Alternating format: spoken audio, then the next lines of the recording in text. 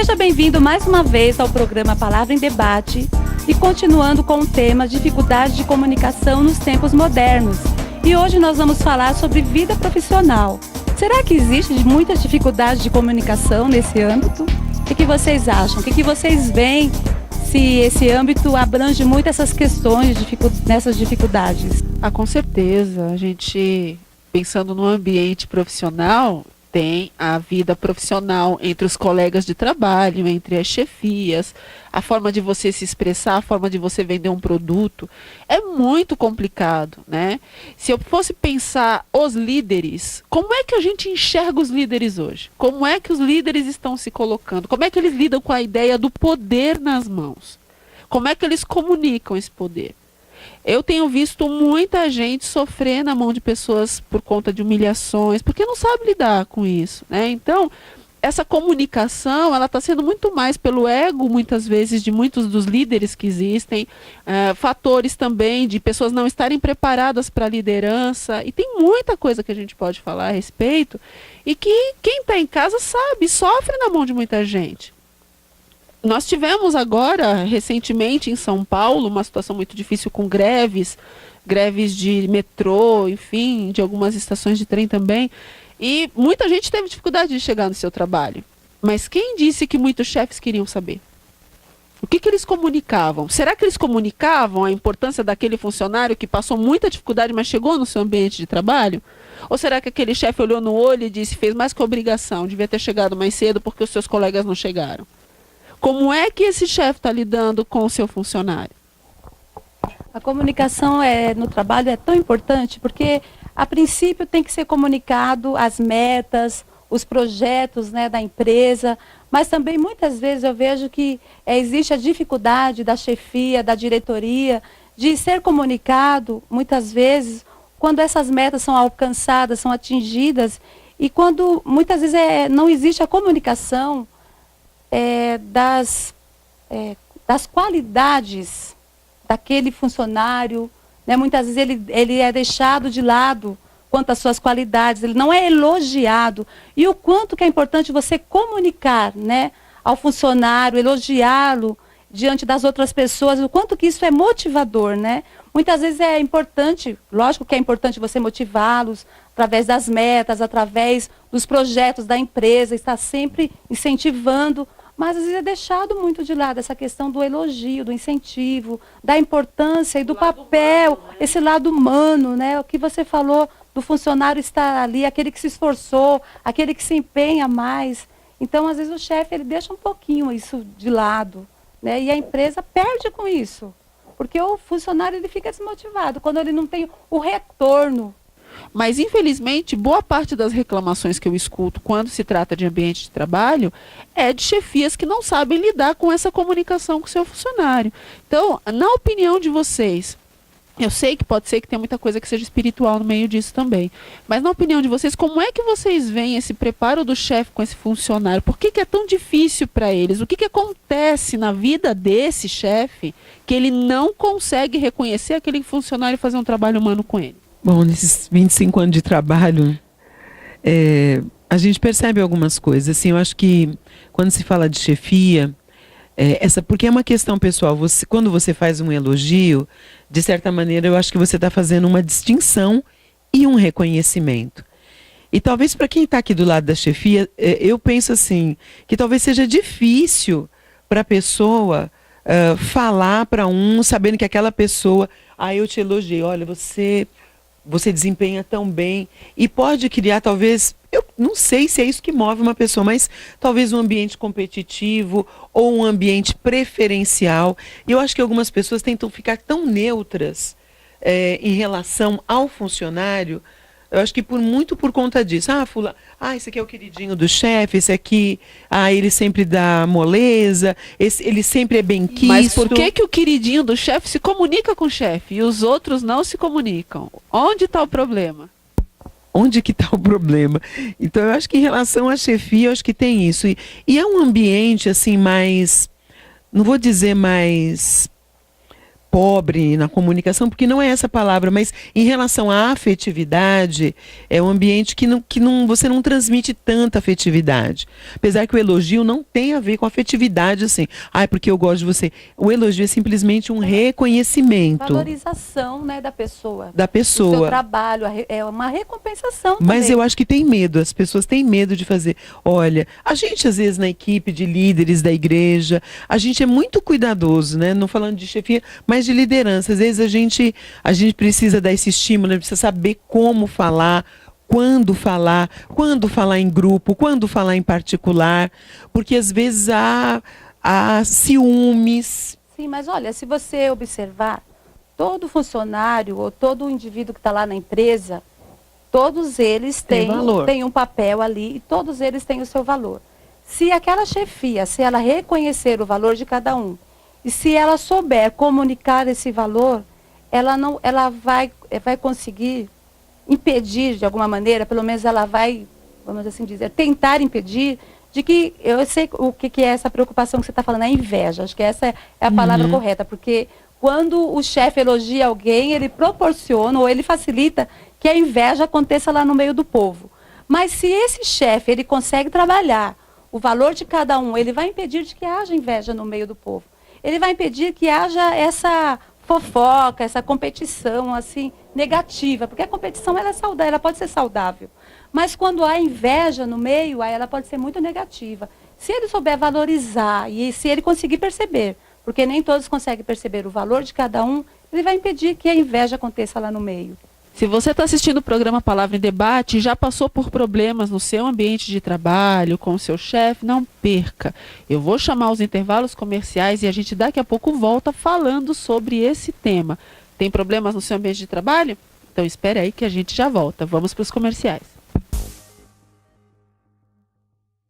A Igreja Internacional Água da Vida, dirigida por seus apóstolos Eliseu e Rose, convidam você e sua família para participar dos cultos, todos os domingos às 18 horas. E se você é jovem, aproveite, venha conhecer o culto jovem. A Rede Jovem acontece todos os sábados às 19 horas.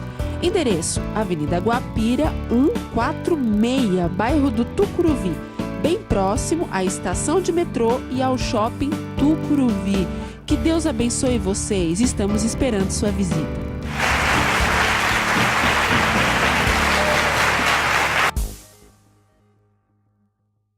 Então, voltando dos comerciais, a gente continuando falando com essa questão da comunicação no ambiente do trabalho, é interessante a gente perceber a dificuldade que a chefia tem de comunicar muitas vezes o valor do funcionário diante dos outros, com um receio, né, de que haja um ambiente de inveja, mas também existe, eu acho que vocês vão concordar comigo, a dificuldade do funcionário de repente, reconhecer o valor da chefia diante dos outros, por receio de ser chamado aqui, entre aspas, de puxa-saco, né?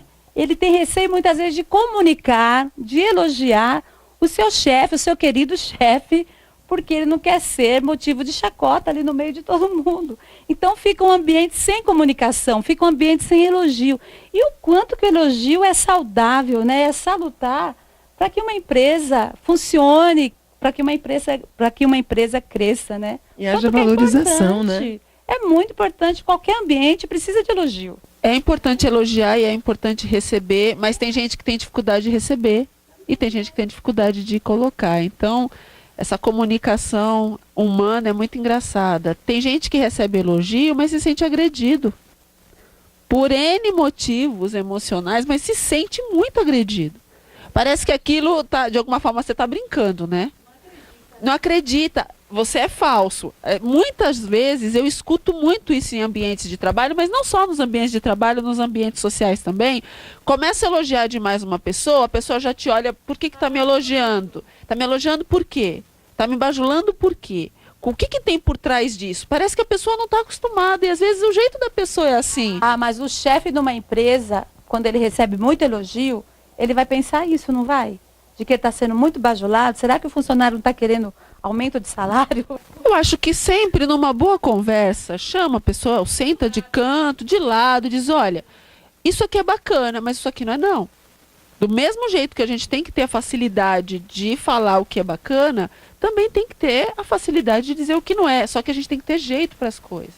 É sentar e dizer, olha, isso aqui foi bacana, mas isso aqui, você quis me agredir? Foi esse o objetivo?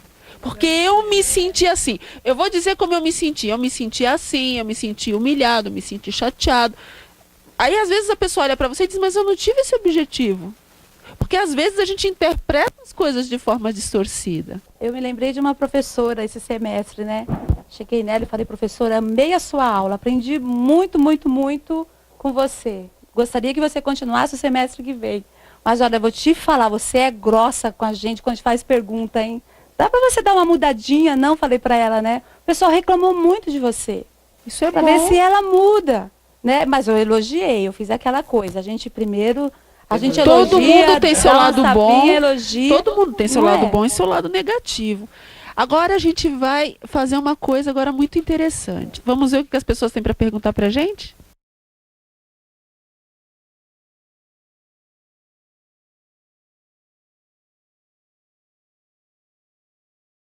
Obrigado pela sua pergunta, muito pertinente. E a primeira coisa que eu queria te dizer é realmente sobre a quantidade.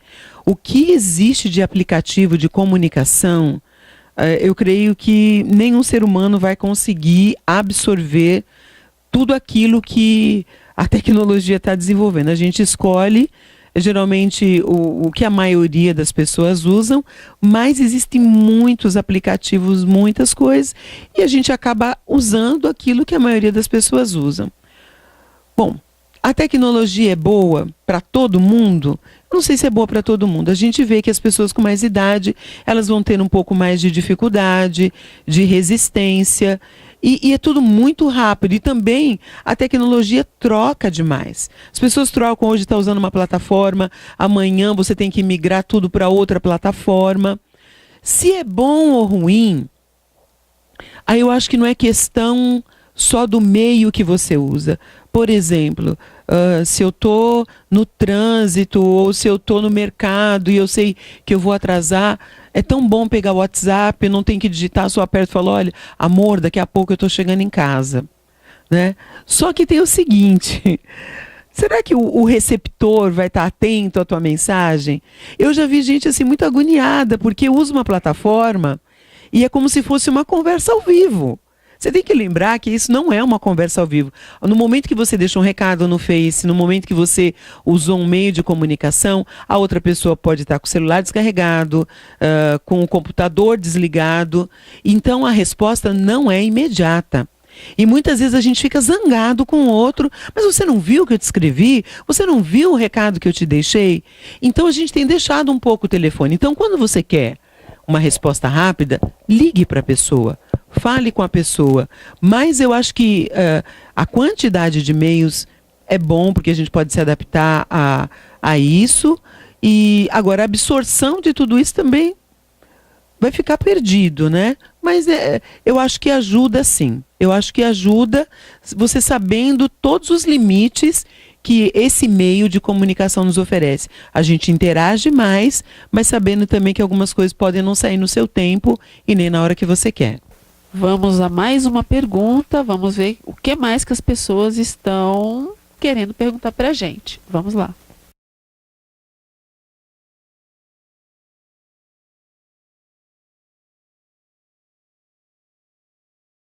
Obrigada pela pergunta, é sempre muito bom ter a participação de vocês. Realmente eu tenho sentido algumas coisas a respeito dessa pergunta. Primeiro, a quantidade de informações. A gente está vivendo um momento onde as pessoas estão estressadas de tanta informação.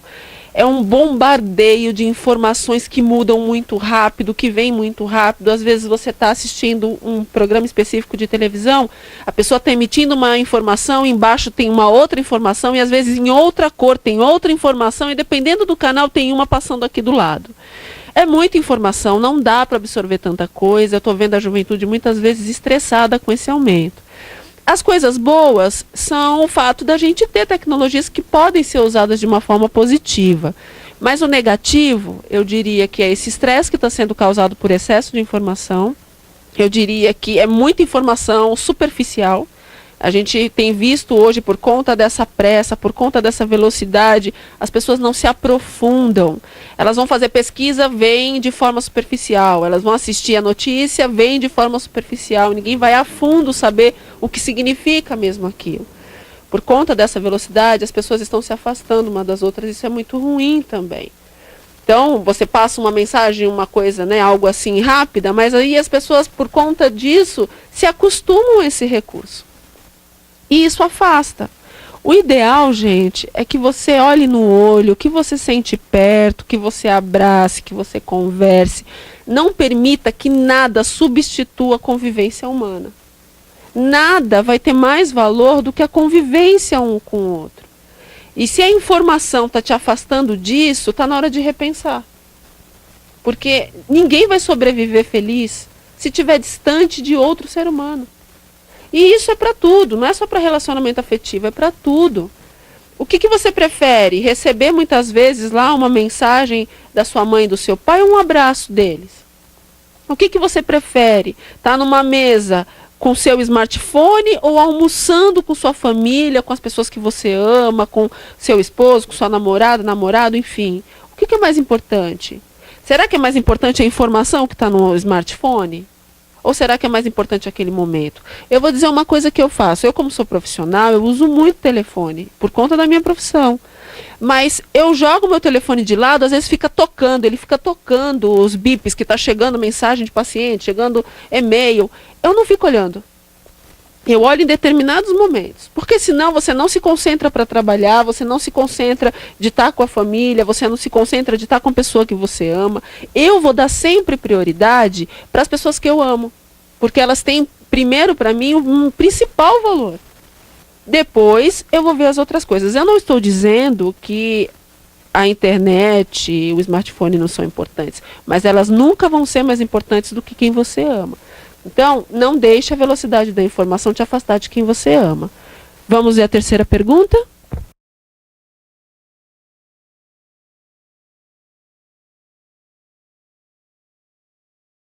Bom, obrigado pela sua pergunta. Bom, a gente pode fazer uma comparação da seguinte maneira. Antigamente, os relacionamentos eram mais presenciais. Nós tínhamos mais contatos com os parentes, com os amigos, né? A gente visitava, tinha uma frequência maior nas casas, até mesmo nos ministérios, a gente pode dizer, né, que a gente visitava mais. Agora, existem as facilidades. Hoje a gente consegue mandar um e-mail para um discípulo que está distante, a gente se comunica até mesmo com mais facilidade. Mas é aquilo que a doutora Verusca falou, também serve para essa resposta, que nada substitui esse relacionamento pessoal, essa interação que o ser humano precisa continuar mantendo no dia a dia, nas relações humanas, de continuar olhando nos olhos, continuar se comunicando no dia a dia, de continuar conversando com a pessoa, de continuar se relacionando com a família, de continuar se relacionando com seus discípulos, e assim vai. A gente nada vai substituir aquilo que é o mais importante. Essa questão do convívio, essa questão do relacionamento, não pode ser jamais substituído, que de certa maneira nós estamos substituindo, colocando outras coisas como importante, outras coisas como valores. Para finalizar esse programa, eu gostaria de lembrar uma vertente muito importante da comunicação, que é a mentira. A mentira é uma distorção da comunicação. E em todos os âmbitos que nós discutimos, dessas dificuldades do tempo moderno, dos nossos tempos modernos, a mentira é algo que desqualifica e tira o crédito de qualquer pessoa, seja profissional, seja o esposo, o amigo. Então eu queria deixar minha palavra final, as palavras que o Senhor Jesus disse, né, que a mentira não procede de Deus. A mentira procede do diabo e é uma comunicação que a gente formula de forma enganosa. E eu queria deixar essa palavra final, que nós não devemos, eu sei que muitas vezes é difícil a gente falar a verdade, porque a gente vai ficar exposto, porque a gente vai expor uma fraqueza, mas a verdade, ela sempre gera um nível de libertação, inclusive de melhora. Às vezes a gente vê pessoas faltando no trabalho e dando mentira, dando atestado. E essas coisas elas vão trazer um prejuízo.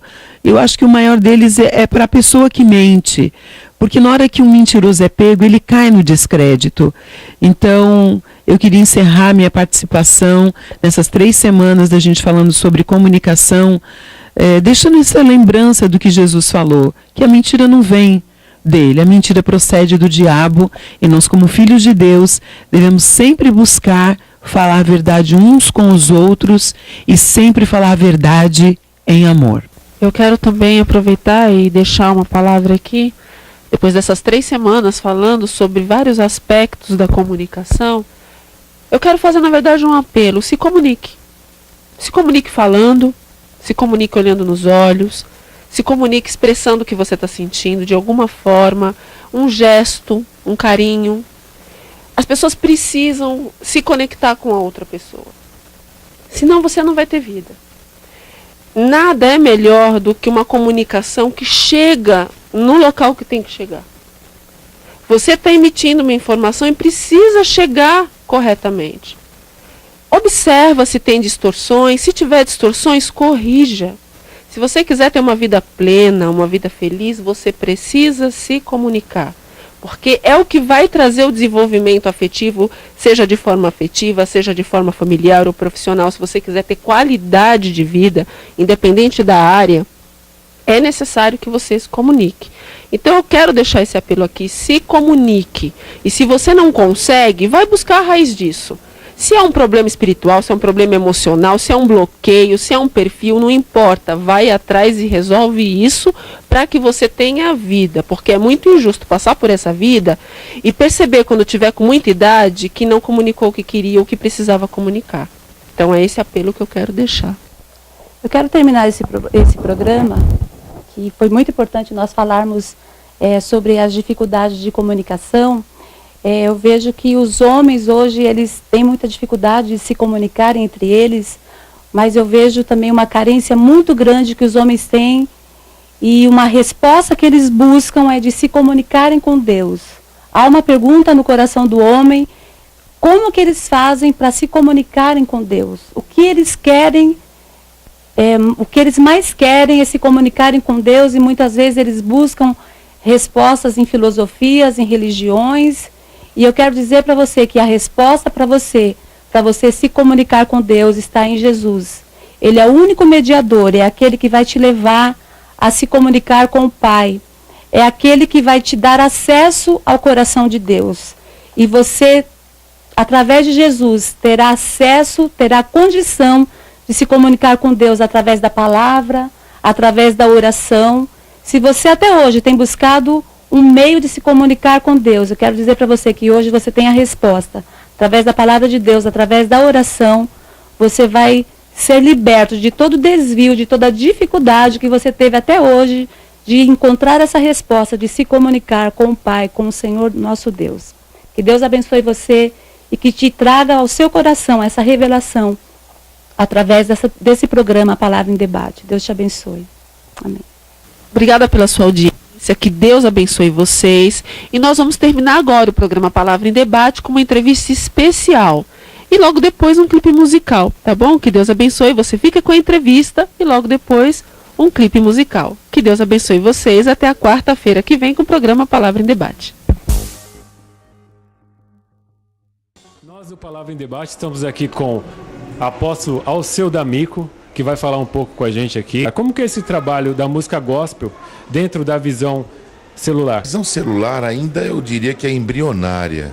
Então é um trabalho embrionário. Eu sou fabricante, produtor, eu tenho assim, um histórico de produção de anos atrás em empresas multinacionais como Warner Music ou Polygram. E diante dessas coisas todas, a gente trabalhou muito com o pop e com coisas do povão de um modo geral. Agora, especificamente, a visão celular no modelo dos 12 tem uma outra linguagem, tem assim um outro aspecto. O adorador faz parte do trabalho diário da visão celular, uma vez que a adoração nos leva a uma intimidade com Deus. É uma das coisas que a gente mais prega, a intimidade com Deus, a comunhão com o Senhor. Eu sou do tempo ainda do LP, do vinil. E o vinil evangélico nos anos 80, que é onde eu... compacto, tinha o LP e tinha cassete. Então, esses 3 elementos, eles eram muito vendidos. Existiram momentos assim gloriosos nos anos 80 que fizeram assim um boom maravilhoso de música. Agora, a música evangélica nesse tempo ela era muito discriminada. Indo para uma multinacional, na época eu trabalhava na Polygram. Eu consegui, na época, colocar, a gente chamava de gôndolas ou de repartições em alguns magazines. A gente tinha um mapping na época, tinha Mesbla, olha só, Casas Brasileiras. E aí estava começando aquela onda de Carrefour. Eu consegui, na época, com pequenos espaços, a gente colocar LP evangélico, essa coisa toda. Onde eu quero dizer, foi uma bênção porque foi através desses pontos de venda que hoje é fácil. Não existe um Carrefour, não existe um grande magazine que não tenha um departamento gospel. Mas nesse tempo a gente viu muita gente comprando LP. Eu recebia cartas na gravadora de pessoas que tinham se convertido ouvindo CD, aliás, na época LP ou cassete, que haviam comprado nos magazines ou nos supermercados em que a gente tinha começado. E foi assim, um sonho meu que a gente conseguiu realizar em nome de Jesus. E eu quero agradecer ao apóstolo por ter dado essa entrevista para Palavra em Debate. Só queria que o senhor mandasse um recado. Deus abençoe vocês, parabéns. Foi tudo maravilhoso, espero que tenha contribuído. E você que está me vendo aí, adorar a Deus é muito importante, louvar ao Senhor é importante. Faça isso. A música gospel é para isso, para a gente externar o que a gente tem em relação a Deus. Obrigado, Deus te abençoe. Shalom. Nem minhas forças, razão ou saber não podem o vazio em mim preencher. Sem esperança pra prosseguir, da vida já não vou desistir. Um passo de fé, minha vida mudou. A